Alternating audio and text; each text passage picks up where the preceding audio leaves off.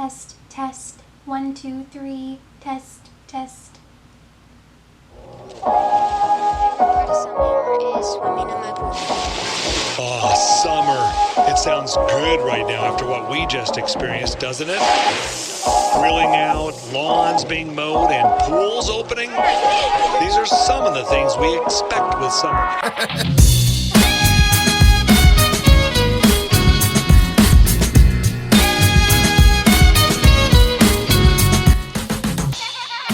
Hello, and welcome to the AHE Educator Podcast Summer Series.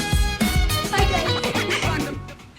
Hello, everyone, and welcome to episode 3 of the At-Home Educator Podcast Summer Series. If you are new here, I highly encourage you to go back and listen to episodes 1 and 2. We are in the summer series, which are shorter and more focused, and we have already talked about moving with VIPKid. I shared my own moving story and some tips with you all to help if you are planning to have a move in the near future. So go ahead and go check those out if you haven't already. Today, in the third episode, what we will be covering is truly a passion of mine. It is my favorite thing to do in the classroom, in the online classroom, in the brick and mortar classroom. It is always my favorite thing to do. So that is creating digital resources for both you and your students to use. And when I say digital resources, I mean everything from activities that your students can complete if you're a brick and mortar teacher, to creating things to display in your own classroom, creating videos if you're a VIPKid teacher like me, possibly your showcase video or your profile video. These are just in general digital resources and how to best create them in your classroom. Some rules to stick to so that you can make sure they are being used effectively and created so that they can be used effectively inside of the classroom. And before we dive in, I just want to note at the beginning of this that you may hear some baby noises and baby toys in here. Today I have a very special helper with me helping me film this podcast, and that is my daughter Bryn. She is 1, and as some of you may or may not know, 1-year-olds are hard to keep quiet. So she will not interrupt this podcast too much, but if you hear anything in the background, that is what it is. Mom life, right? All right, so let's go ahead and dive in. So the first tip that I have for you when you are creating digital resources for your ESL classroom, whether you are a VIPKid teacher like me, you work for another platform, or you're a brick and mortar teacher, is to use what you have access to already to create your resources.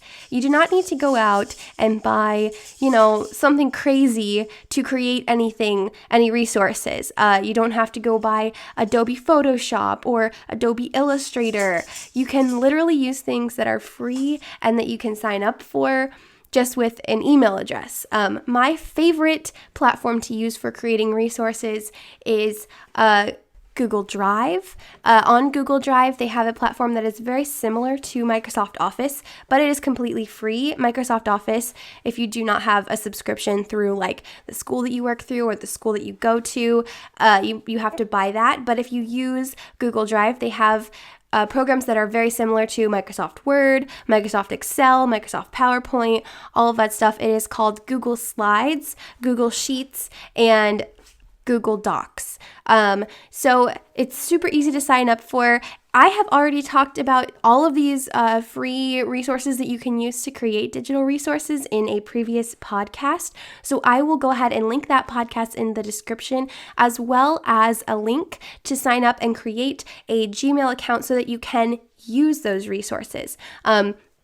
Like I said, I use this for all of my resources. You can create PDFs from using Google Slides. You can create Word documents in Google Docs. And if you are an Excel type person, which I'm not very good at Excel, but I know some of you are. I'm part of a lot of Facebook groups and everything, so I have seen what you guys can do with it. You can use Excel to track your pay, to track your hours, things like that. Google Sheets is a great way to do that without having to buy Microsoft Office. So make sure that you check those out if you're interested. And that is a really great resource to use to create digital, things for your classroom, for you to use and for your students to use. There are also a lot of other things out there. There are already free things on the internet that have to do with, in this case, VIPKid. Jennifer Anderson, she is a VIPKid brand ambassador. She has a whole website that has a whole library of clip art and rewards and everything like that that you can use in your own classroom. And so that's great to check out. I will leave a link for that as well in the description. And there is the Google Slides Facebook group, which I have sat down and chatted with the creator of the Google Slides group on Facebook, Megan Locke, and I will link that interview in the description as well. But if you want to join that community and have access to a lot of great clip art and useful things like Meg and Mike and Dino and gifts and rewards and all of that fun stuff, then I will leave a link to the actual group in the description as well. So like I said, use what you already have access to. And if you didn't know you had access to all of those things, then surprise, you do. And guess what? They're all free. You don't have to buy any kind of subscription. You don't have to pay any kind of monthly fee or membership. They're available to you for free for you to use at your convenience. So I highly encourage you to check those out if you're interested in creating any online resources for your own classroom. All right, so we've covered how to get onto platforms where you can use things to create your resources, but when it comes to actually creating the resources, there's a lot of design elements that I have noticed people have a hard time with. I went to school for digital media, and in my digital media classes, we learned a lot about design, a lot about ergonomics and creating things that are appealing to users. And as a teacher, I was able to apply these quote unquote design concepts to a lot of the things that I created for my classroom. And I think having that kind of designer's eye when it comes to things makes you notice things that if you don't have a background in design, you might not notice. So I wanted to share some tips with you to use when you're actually designing things for your classrooms, like anchor charts or example sheets or, decorations for your background, things like that. So my first tip when it comes to actual design for your digital resources is to use simple fonts. This is especially important when you're talking about using them in an ESL classroom or ELL classroom. Remember, these students do not speak English. They do not read English very often. And so a lot of times when we're designing something, we'll see a cute script font, like a cursive font, and we'll be like, oh my gosh, that looks awesome. And we'll put it in our video, or we'll use it on a chart that we plan to show our student when we're trying to demonstrate some kind of concept. And then we don't realize that our student is going to look at that and think that we're trying to speak a whole nother language and not even English, because cursive looks very different from print. And even if you're using a script font that does look similar to print, it doesn't use actual cursive letters, it's still going to be confusing to your student. Imagine if you went to China and you had learned a little bit of Chinese, and all of a sudden you went into this place, it was like a restaurant, and all of the Chinese was written in ancient Chinese, where all of the characters were different and had different embellishments, and they were really hard to understand. It would be confusing, right? So cursive or script writing is also confusing for students who don't speak English as a first language and don't read English that often. So that is something that you need to remember when you're designing things to use in your classroom, especially if your student is going to be using them or looking at them. You don't want to hold up a days of the week sheet that says, this is the day, these are the days of the week, Monday, Tuesday, Wednesday, Thursday, Friday, and they're all in script, and your student is like, what day? So make sure that you're using, I like to use chunky print fonts. And by chunky, I mean like thick letters so that your students can see them well on the camera, and make sure that they are capitalized and not capitalized correctly, especially if you're trying to teach them some kind of grammar concept or spelling the words with that resource. Like if you are creating a sheet that has the days of the week on it, make sure the M is capitalized and the rest of the letters are not, because some big block print letters in fonts will all be capitalized, and we don't want to teach our students that that is the correct way to write when it is not. So keep that in mind when you're designing things. I've also seen this a lot in some people's profile videos. Over top of your video, you will put some kind of wording or something like that, which is a great idea, but it'll show up in script writing. And you have to remember these children's parents, who may or may not speak English very well, are looking at these videos and seeing the writing, and they have no idea what it says. So it could say, 10 years of experience in an ESL classroom, but the parent isn't going to get that information because it's written in script writing that they can't understand. So just make sure that you're using simple fonts. If you're using them to demonstrate some kind of skill or something that the student might have to spell eventually, make sure that they are capitalized and not capitalized correctly. And make sure that the student can see them, especially if you're in an online classroom and you're using some kind of webcam. Another design concept that you need to keep in mind when you are designing things for your classroom is the colors that you use. Personally, I like to use colors that correspond with VIPKid's colors. Not only because it's aesthetically pleasing, like to the eye, if you have your classroom set up with those colors, but also because VIPKid has done a really good job with their color coordinating, which is, a given because they probably have professional designers working with their company and choosing the colors for them. So while you can't get the exact colors that they use, try and stick to the colors that they use. So a bright orange and a white, like their logo, those two colors work very well together because they contrast a lot. So you can definitely see the words VIPKid when it is stark white next to a bright orange. Or if you're putting some colors together, maybe use the pink and the blue like they do a lot, or the green and the blue and the pink. These colors are already chosen for you, so it makes it super easy. And I think they go together really well. So, sorry. Yes, Bryn, are you helping out? So keep that in mind when you're designing as well. Make sure your colors contrast with each other. Make sure that your student can see them so that they are bright, and especially from far away. If you're going to put something in your background or something like that, make sure it's a bright color so that your student can see it behind you while you're teaching them. If it's your name or something important like that, make sure it's especially bright. I would always say stick to that VIPKid orange if you're a VIPKid teacher, or some other bright color that you like if you're just a regular ESL teacher somewhere else. My third design tip for you when you are designing resources for your classroom is to use high quality real world examples in your resources. Now, what do I mean by that?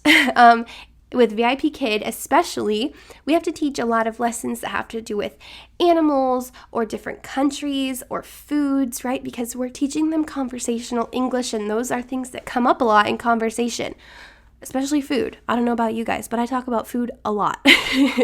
So when you are creating resources to illustrate those things, like flashcards or some kind of resource on Google Slides, maybe a reward, something like that, make sure that you're using high quality images. This means images that don't look blurry to you on your computer screen when you find them. So whether you're finding them on a Google search or on, anywhere that you could find them, if you download them to your computer and they look fuzzy on your computer, that's not a high quality image, and your student is going to see that and they might not be able to understand exactly what it is, and you don't want any kind of miscommunication when you're trying to teach someone a new language. And then these also should be real world examples. It is super fun to use kawaii cupcakes and super cute little emoji animals, things like that. But remember, that's not what things look like in real life. So when your student goes to the zoo and sees a tiger, it's not going to look like that emoji tiger with heart eyes and a nice smile on its face. It's going to look like a real tiger. So I would highly encourage you to use real world pictures, real world examples. A great resource for these is yourself. If you go to the zoo, take pictures of the animals to use in your own resources. If you have a family, use your family pictures to illustrate different members of the family to your students. This will not only make sure that there's no miscommunication about what things are, but it will also help to build some kind of rapport between you and your students, right? It is way cooler if you show your student a picture and you say, I went to the zoo last month or whenever you went and we saw tigers. Do you want to see a tiger? And pull it up and show them or print them out and show your student your tiger. That is a great way to illustrate things in the classroom. Just make sure that they're high quality and make sure that they're real world examples so that we're not losing anything in translation with our students.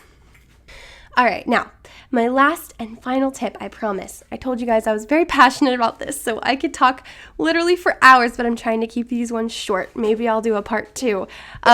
So my last tip for you, design-wise, when creating things for your classroom, is to use things that are familiar to your student. So for example, in my classroom, I'm working on creating a resource where the different VIPKid characters say hello or inspiring sayings to the student, and I can hang them on the wall behind me as part of my background. So when I do that, I'm going to use those characters, not some random character that I found on the internet, because I know that my VIPKid student will know those VIPKid characters most likely. Now, there are a few cases where you might have a brand new student or a trial student that doesn't know who people are yet. But even then, you're helping to familiarize them with the school that they're going to be in, right? With VIPKid. So that is one way you can use things that are familiar to your student. You can also use examples of things that might be popular in China. Now, you have to be careful because obviously most of us aren't from China, so we don't necessarily know everything correctly about China, just like they don't know everything correctly about America. I know a while back there was something floating around where one of the VIPKid slides said that in America we celebrate birthdays by putting butter on our noses so that all of our bad luck will slip off, or something like that, which is funny because most people that I know and most people that I've seen who posted that have never heard of that ever. And I'm sure that the same thing happens all the time when we hear about quote-unquote Chinese traditions or Chinese things, and it might not be true. So I would stick to very vague things, like when you're illustrating food, show them a Chinese food dish like noodles or rice, and maybe when you show them flag, don't show them like an Australian flag or anything like that. Show them a Chinese flag, unless you're teaching them about Australia. But show them a Chinese example first to illustrate some kind of concept that they are learning that is new to them. My favorite thing to think of is, it is a word that you have to teach them is symbol at some point. And when you think of symbol, I'm sure that in our heads we have lots and lots of different American symbols that we can teach them, like McDonald's or, the American flag or an eagle. Those aren't things necessarily that are going to be familiar to them. And while you might introduce some of those American symbols later on in the lesson, it might be best to start out with a Chinese symbol, like a yen, right? A piece of Chinese money. What is this a symbol of? Or a Chinese flag. What is this a symbol of? Start with something that's familiar to them, because that's going to build their confidence and make it easier for them and more comfortable for them to respond to you and learn whatever you're trying to teach them. And that goes for, just using simple things in your designs like clip art, use, VIPKid characters, use characters that look similar to the students that you're teaching, and things like that. So just keep that in mind as well. And that you guys, is it. Like I said, I could talk for hours about this, but I'm not going to. But I would really love to hear if you guys have any other specific questions when it comes to designing digital resources or designing just things in general for your classroom or for yourself. Like I said, this is a big passion of mine, and so I would love to answer your questions, and maybe we can turn this into a part 2. That would be great. So as always, you can reach out to me through my website, through my email, through Instagram, through Facebook, and all of those are linked in the description of this podcast. I would love to hear from you, and thank you for listening. I will talk to you guys again on Thursday, and remember to teach regularly, play often, and live your best life. Thank you for listening. Bye, guys.